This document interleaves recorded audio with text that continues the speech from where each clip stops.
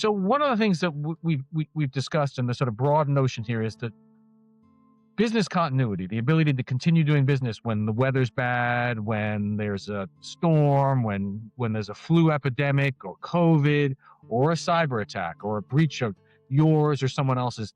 This is all about being able to continue being resilient.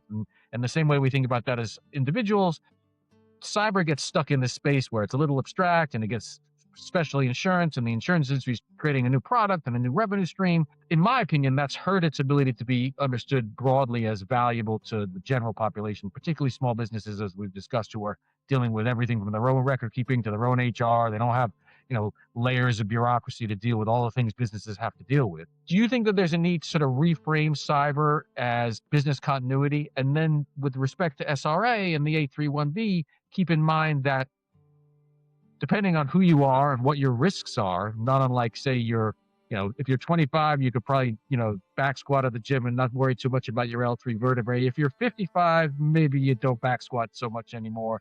You change your attitude based on the risk you face in those situations. And I wonder whether or not there's this need to sort of reframe the risk cyber creates, and that cyber insurance and cyber resilience, and again, the SRA 831B idea, is all about making you healthy and making your business healthy for, I guess, a rainy day. Yeah, I always say personal finance 101 is to have an emergency savings account, right? Like, that's any advisor, that's what they'll tell you. And that's really what an 831B is for. And that's really what a company should have. Whether you're going to have it tax deferred or not is in the good years, when you're making money and you have excess cash flow, the ability to set some of that aside, preferably within a tax deferred vehicle like an 831B plan. But the ability to set that aside really sets you up to weather the storm, to address those rainy days.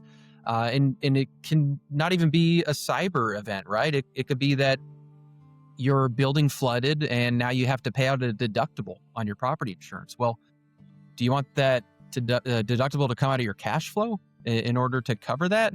Or do you want it to come from a tax deferred account that you've been planning ahead for and saving for?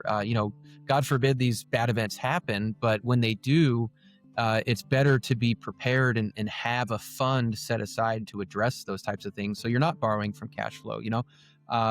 During COVID, when people had business interruption, the revenue stopped, but those fixed expenses, they don't stop. And so how are you going to find the ability to keep your employees on the payroll, keep your building lease going, keep your commercial mortgage going, whatever the case is?